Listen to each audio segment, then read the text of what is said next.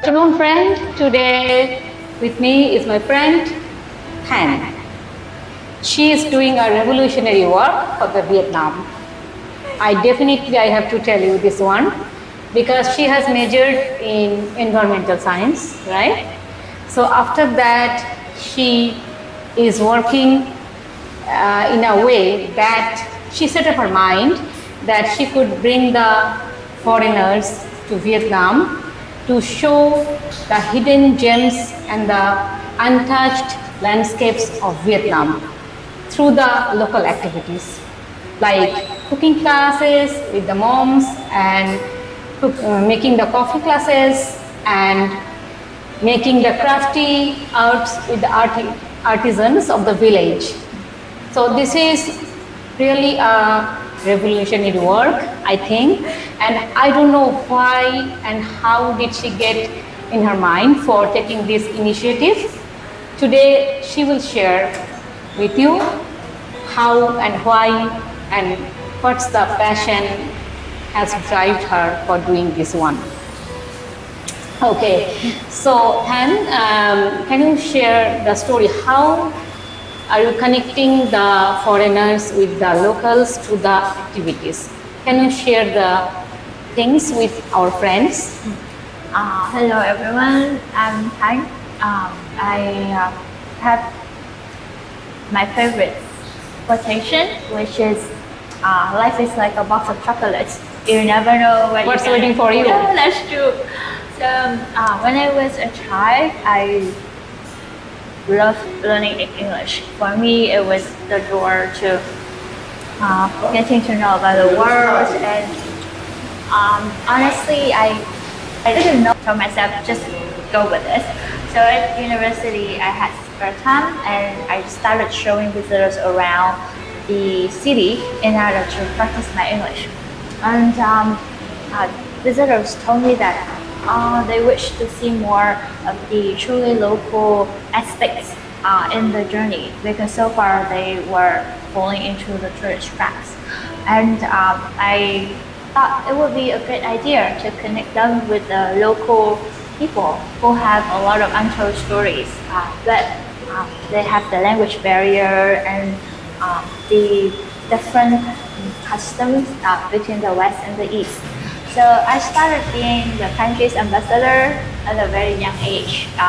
From the age of 18, I wanted to do something to bridge the people. Yes.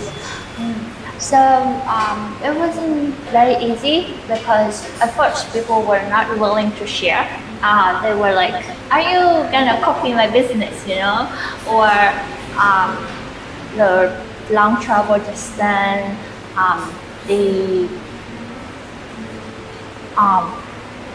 well, I must say there were kind of hiccups in the beginning, but later, there's the will, there's the way, gradually we could tackle all their difficulties.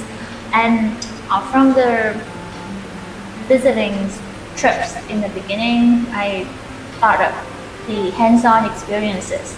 It would make more sense, make the trip more memorable if someone can really learn how to do something and bring it home rather than going shopping, buying some touristic stuff from the night market.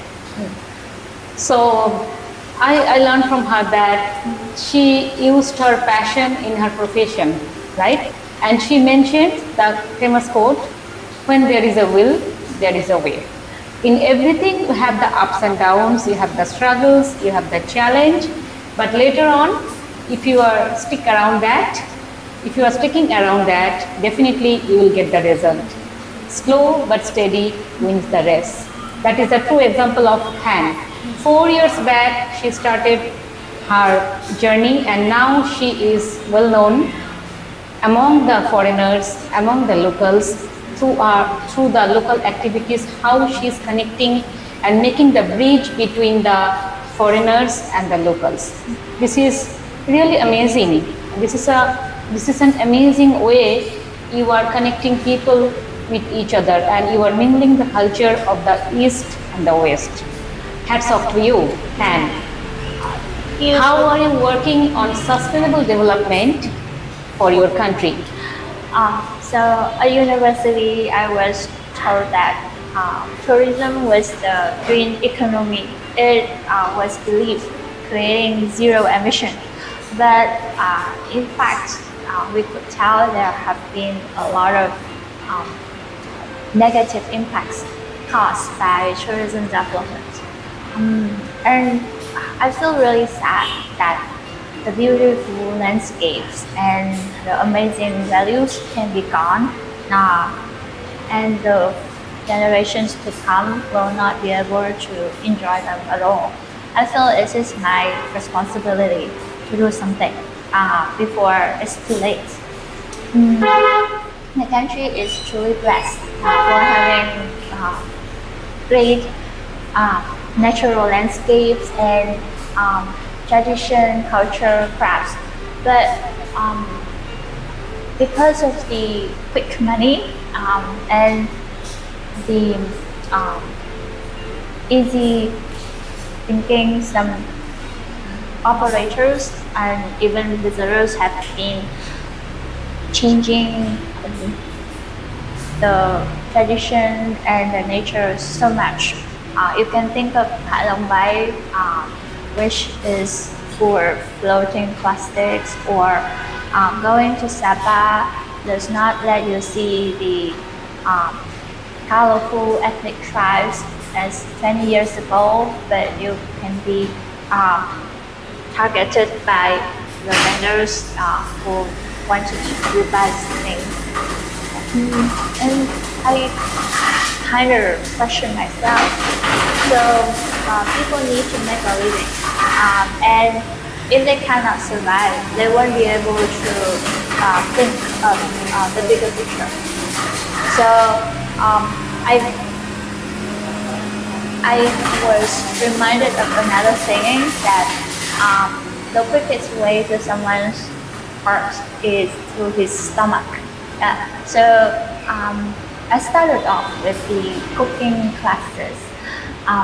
In Vietnam, the mothers and grandmothers are the greatest cooks because they are educated very well in order to please the in-law families. And then they have the biggest passion to feed the family. I thought that teaching the foreigners how to cook with their true masters would be fun. And I myself was kind of clumsy in the kitchen, but thanks to the classes where helping the foreigners pick up the skills, I could improve my cooking skills, and I am quite confident that my cooking skills is pretty good now. Then You mean that through these cooking classes, you enhanced your cooking style also.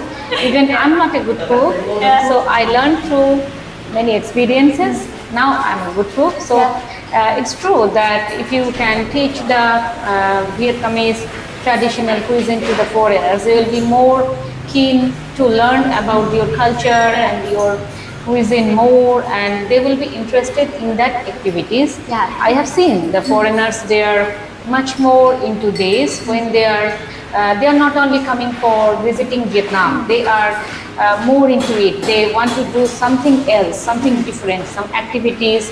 Through the activities, they want to learn something about the culture. And it is interesting. It is an interesting initiative from your side. And how did you make up your mind to introduce your culture to the visitors?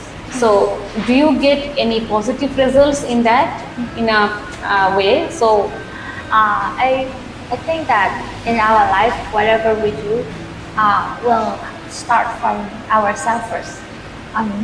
It is our personal desire. So personally, I am a curious George. I am always interested in learning the new things, and there's a saying, sharing is caring. Sharing is caring. So I think that by sharing the knowledge, I could enrich mine because I could learn from the others, and by sharing, I will never forget the things that I've learned. And Honestly, in the journey, it's been 14 years since I started everything. Even the local masters, the local suppliers, they have told me that they've learned a lot from the foreign visitors. For example, some ceramic makers in the ceramic village near Hanoi, they didn't know about the Western preference. Yeah.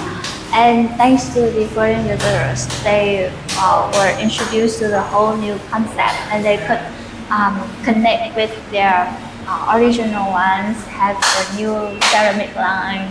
So I think that by sharing, everyone is enriching his soul and having greater memories. Okay, so I heard that you are trying to promote zero waste tourism in Da Nang. Yeah. Can you tell me the brief, because we are running out of time? Yeah, one or two sentences about that. So Da Nang is the third largest city in Vietnam. It's also the most livable city. Da Nang is also called the environmental city. I've been traveling between Hanoi and Da Nang, and I can consider it as my second home. I feel very lucky for being able to enjoy the blue sky, the beautiful mountain, welcomed by the warmth of the local people. Again, it is my responsibility to keep the city always clean and green. Yes. So by promoting zero waste tourism activities, I really hope that I can inspire the other tour guides, the local suppliers, and the visitors. Together, we can keep that city Clean. Yeah, clean and Green. Yeah. So every little step counts. So we can do something big together, not alone. Today I want to conclude our conversation with Thanh. So we'll be coming back with new person with new video. Back to you.